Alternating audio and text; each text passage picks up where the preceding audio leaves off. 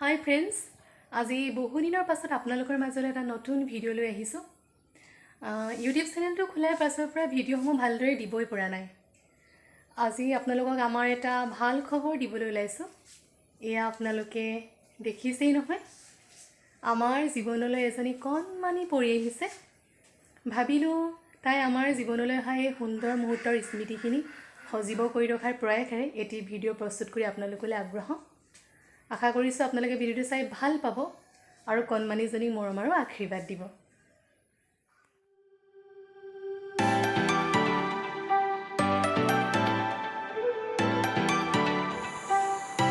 আমি হস্পিটেলত থাকোঁতে খবৰ কৰিবলৈ যাওঁ ঘৰৰ মানুহখিনিৰ লগত তোলা ফটো কেইকপিমান আৰু চিষ্টাৰসকলৰ লগত তোলা ফটো কেইকপিমান ইয়াতে ৰাখি থ'লোঁ।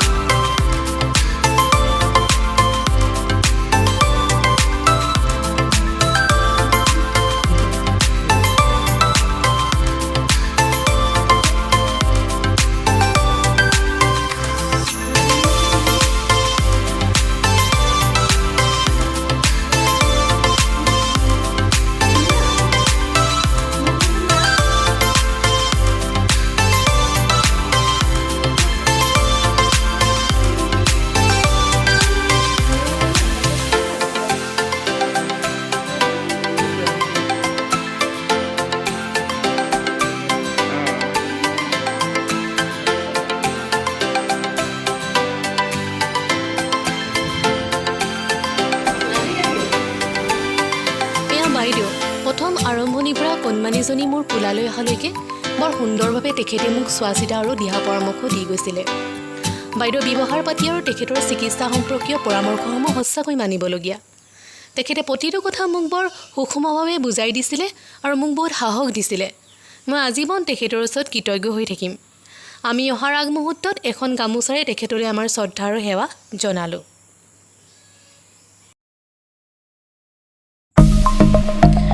এতিয়া আমি আমাৰ কণমানিজনীৰ সৈতে ঘৰলৈ আহি আছোঁ। ঘৰৰ পৰা সকলোৱে আমালৈ ফোন কৰিয়ে আছে। আমি এতিয়া মূল টাউনৰ পৰা ওলাইছোঁ আৰু খুব বেছি প্ৰায় এঘণ্টামানৰ পাছতে আমি ঘৰ পামগৈ।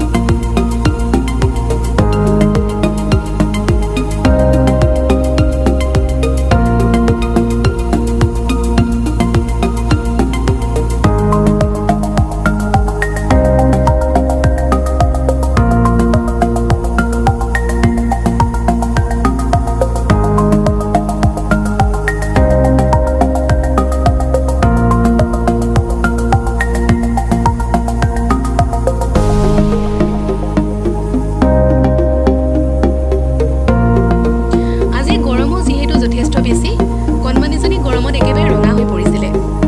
ঘৰ আহি পোৱাৰ পাছত এয়া